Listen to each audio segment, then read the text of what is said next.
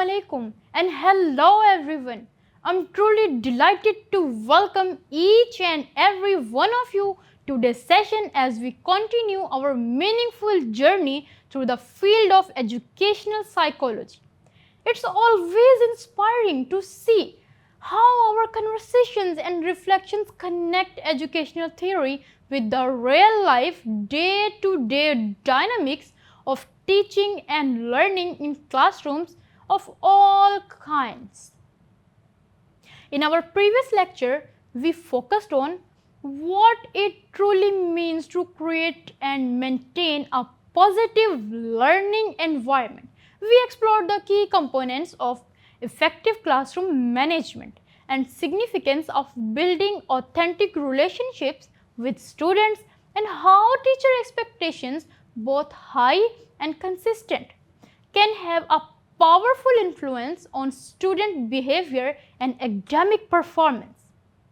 We also emphasized how to set up for success by establishing clear routines, supportive classroom structures, and cultivating a culture rooted in mutual respect, safety, and continuous growth.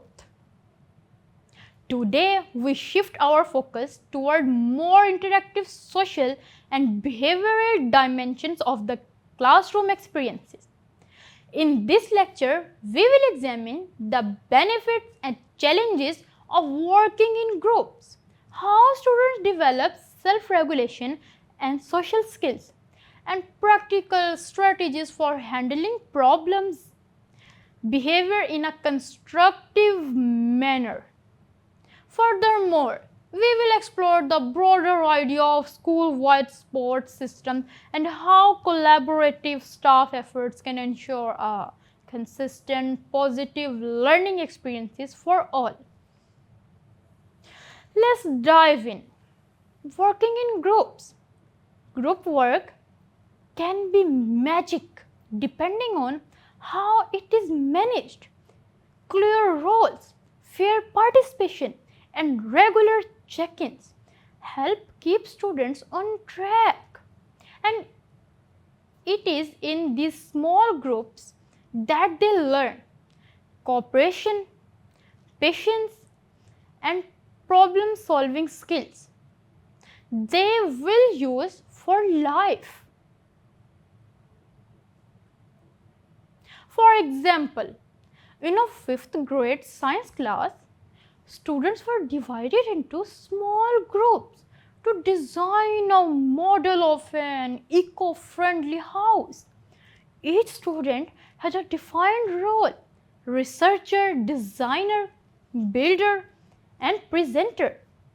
The teacher held weekly check-ins to monitor progress and address any group concerns. One group initially struggled with conflicting ideas and unequal participation.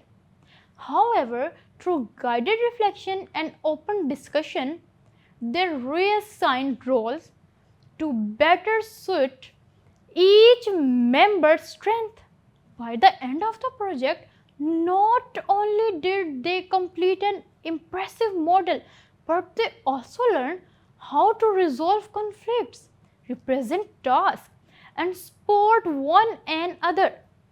Just as collaboration helps students grow together, learning to manage themselves helps them grow from within. When students are encouraged to reflect on their contributions and set goals for improvement, they develop self-awareness and responsibility.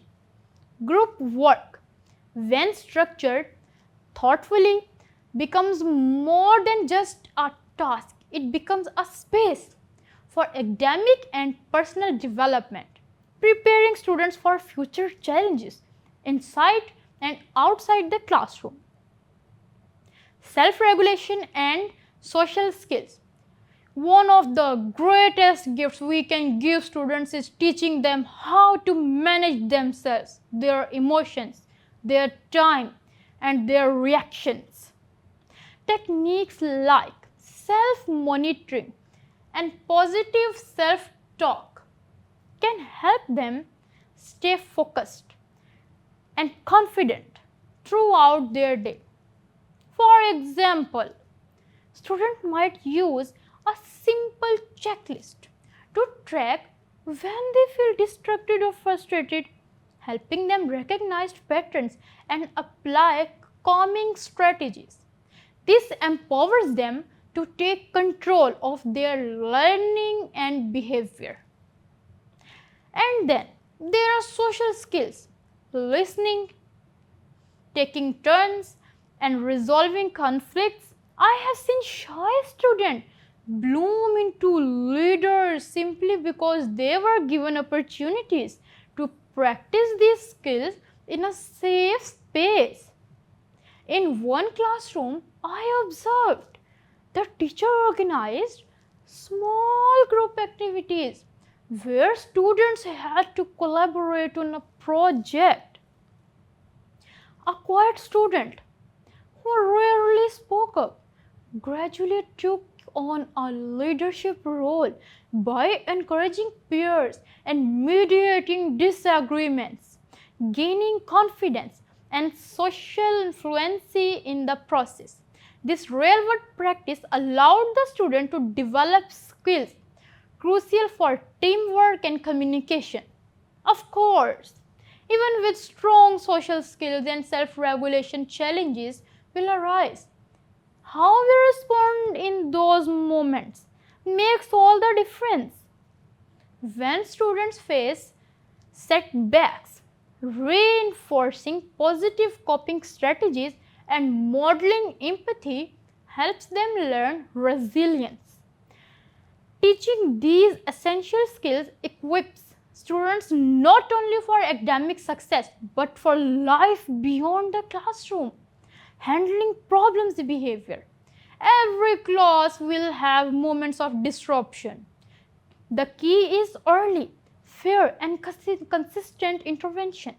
Sometimes a gentle redirection works. Sometimes we need a more structured plan, but our response should always be guided by respect, never humiliation. For example, in a fifth grade classroom, a student named Alex often calls out answer without raising hand. Instead of scolding him harshly, the teacher calmly reminds Alex about the classroom rule to raise hand and give him a chance to practice. When the behavior continues, the teacher involves Alex in a conversation to understand why he feels the need to interrupt. Alex explains that he gets excited and worries he might forget the answers. Together, we came up with a signal Alex can use to remind himself to raise his hand. And remember, students often have insights into why a certain behavior happens. Involving them in finding solution not only fix the problems but also build responsibility. This collaborative approach encourages a positive classroom atmosphere where students feel valued. Still, no classroom exists in isolation. Real change requires the entire school community working together. Teachers, administrators, counselors, and families all play a role in supporting students to develop self-control and respect for others. School-wide sport. A positive classroom flourishes in a positive school environment. This means addressing larger issues such as bullying throughout a whole school approach that involves teachers, students, and parents working collaboratively. For example, in one middle school, a bullying incident involving a student being excluded during recess was initially handled by a zero tolerance policy, resulting in immediate suspension while they stopped the incident temporarily. The behavior resumed soon after. The school then shifted to a uplifting approach, organizing a meeting with the involved students, their peers, and teachers. Through guided dialogue, the students explored the impact of their actions, expressed their feelings, and developed mutual understanding. Parents were also invited to participate, reinforcing the importance of empathy at home.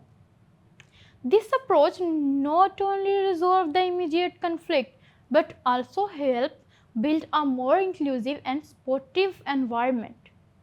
Punitive measures alone may stop incident temporarily, but long-term changes is fostered through empathy, open dialogue, and restorative practices and repair harm and rebuild relationships.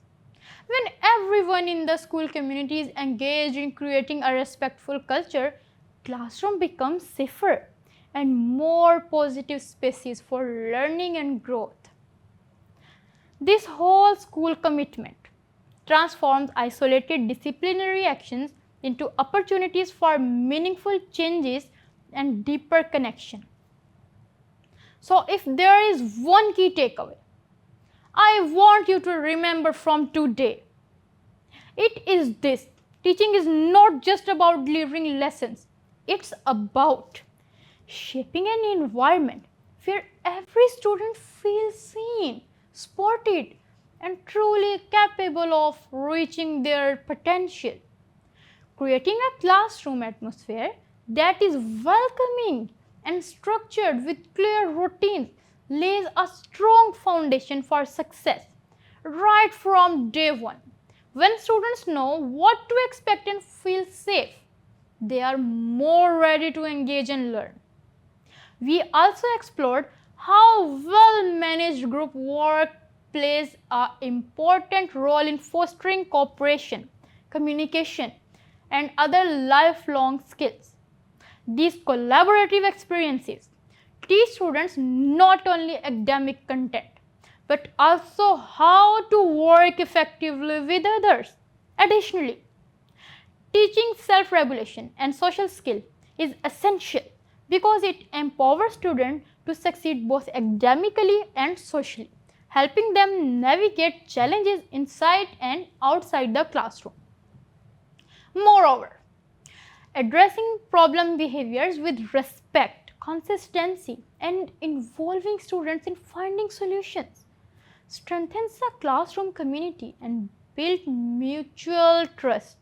Importantly, positive classrooms flourish best within supportive school environments that prioritize empathy and healing practices, especially when addressing complex issues like bullying.